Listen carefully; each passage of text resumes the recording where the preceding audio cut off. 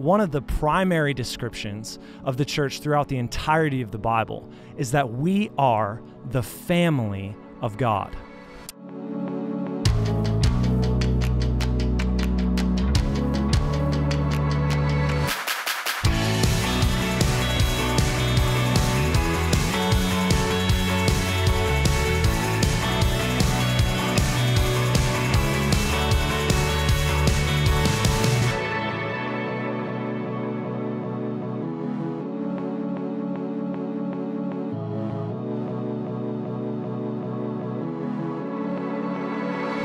Thank you guys so much for joining us today. For Faith Essentials, we have me, Ricky, and over here we actually have Ben. Today, he's actually going to share on church as a family.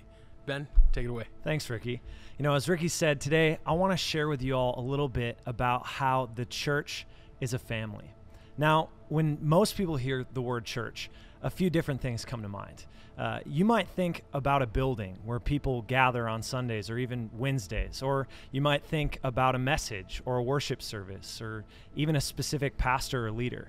And those things are great, but when the Bible talks about the church, it does include some of those things, but the picture that it paints of the church is a little bit more vibrant and dynamic.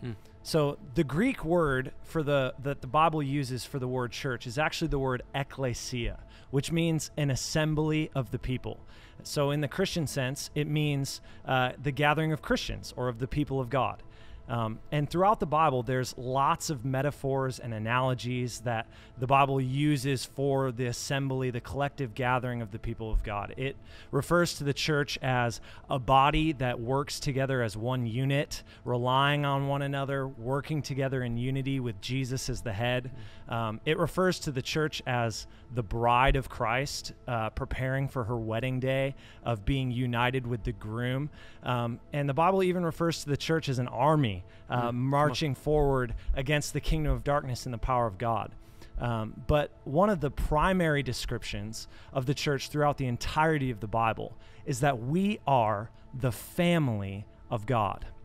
And all the way from the beginning of the Bible, we can see God's desire to work within the context of family. After the fall of humanity in the Garden of Eden, God launched his rescue operation for all of creation, and he did so by choosing one man and his family. Now, that man's name was Abraham. Abraham was old, and he had no children. He was like 100 years old. But the Lord promised him that if he would put his faith in the Lord and he would follow him, that the Lord would give him a family through which the whole world would be blessed. This is what he said to him. He said, "I will surely bless you, and I will surely multiply your offspring as the stars of heaven and as the sand of the seashore. And your offspring shall possess the gate of his enemies. And in your offspring shall all the nations of the earth be blessed, because you have obeyed my voice." That's Genesis 22, 17 through 18. And all through the generations, God worked through the family of Abraham, the Israelites, until eventually the promised offspring came, the one through whom all the nations of the world are blessed, Jesus Christ, the Messiah. And when Jesus died and he rose again, he opened up the way for all people to become a part of God's covenant family. The Apostle John says in his gospel in chapter 1, verse 12, that to all who did receive him, all who believed in his name, the name of Jesus, that he gave them the right to become children of God. God himself has become our Father, and we're his children. I just think that's amazing. No. And in Ephesians 2:19, the Apostle Paul says that we're no longer strangers and aliens, meaning that we're no longer separated from God, but we are fellow citizens with the saints and actually members of God's own household, the household of God. As Christians, we're no longer to be strangers and set apart from God. Instead, we're actually called to be a part of God's own household, his family. So now, if we stop and think for just a minute about what that means, what it means to be a family. Families don't just gather once a week. Families don't just consist of listening to a teaching or singing a couple of songs and going on our way. You know, families live life together. They spend time with one another. They eat together. They support one another, and they have fun together. I mean, just the other night, Ricky, you and I were hanging out at your house with your wife and your 2 kids, and we were just spending time enjoying life together. Yeah. And that's what God's calling us to be. In the book of Acts, we see the very first ecclesia, the very first church, and what it looked like and how it looked like a family. I'd like to read it to you guys from the Passion Translation. It starts out in Acts 2, verse 42, by saying, "Every believer was faithfully devoted to following the teachings of the apostles. Their hearts were mutually linked to one another, sharing communion and coming together regularly for prayer. A deep sense of holy awe swept over everyone, and the apostles performed many miraculous signs and wonders. All the believers were in fellowship as one body, as they shared with one another whatever they had. Out of the generosity of their hearts, they even sold their assets to distribute the proceeds to those who were in need among them. Daily, they met among the temple courts and in one another's homes to celebrate communion. They shared meals together with joyful hearts and tender humility. They were continually filled with the praises of God, enjoying the favor of all the people, and the Lord kept adding to their number daily those who were coming to life." That's Acts 2:42 through 47 in the Passion Translation. And I personally just love how this translation phrases that last verse. It says, "And the Lord kept adding to their number daily those who were coming to life." You see, guys, Christianity was never about becoming a part of a religion or a new philosophy. It was actually about coming to be a part of true life. And life doesn't just take place a few hours a week, 1 or 2 days a week in a specific building. It is actually happening all the time, every day, in our homes, in our meals, in whom and with whom we share our lives. In the early church, they made it a practice to come together to the temple regularly. That was one of their meeting places, much like we have church buildings like the one you and I are in right now. And they also had a high value for devoting themselves to the teachings of the apostles, much like we come to listen to a message on a Sunday or Wednesday. But for the church of Acts, it didn't stop there. It actually moved into every realm of their lives. And I believe that this is the challenge for us, to begin to rethink our concept of church and to start pursuing a life of community and family.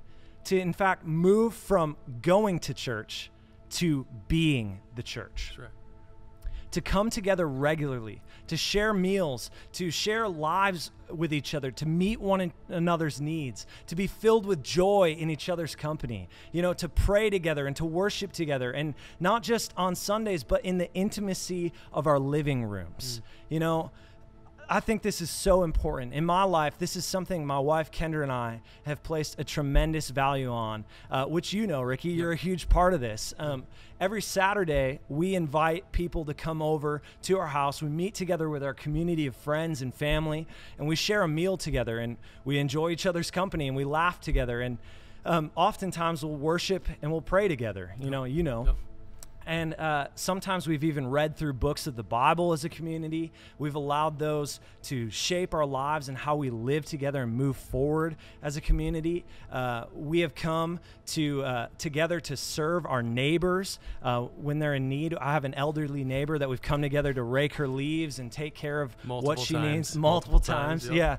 And, we've even helped each other in times of need. Just a few weeks ago, one of our closest friends, her dad passed away unexpectedly, and it was a time of coming together and just praying for one another and praying over one another.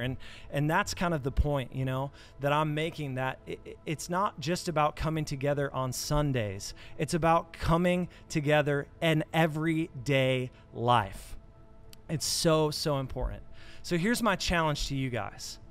What are you going to do to be the church with your fellow believers? What are you going to do? Will you invite people over regularly to share a meal? Will you open up your home for prayer and worship together? Will you come together to serve your neighbor? What will you do to be the family of God? No. I want to encourage you. Don't wait for another program or event to experience the family of God. It doesn't have to be just a program and event. Those things are great. But let the family of God become a part of your everyday life.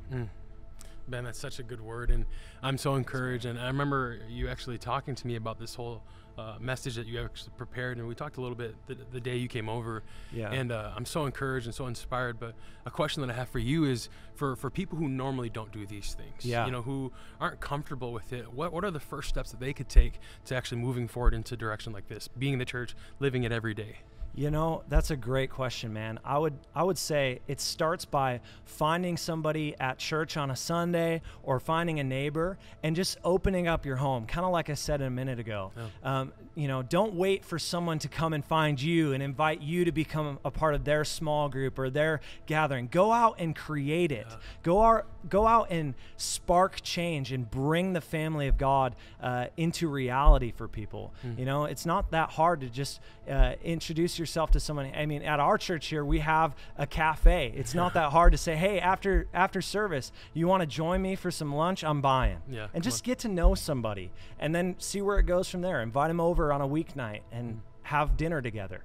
So that's just my challenge for everybody, to go out there and to be the church in their everyday lives. It was a powerful message. Thank you for doing that. Dude, thank you so much for having me. It was an honor, man. And to you guys, thank you for joining us and watching these videos.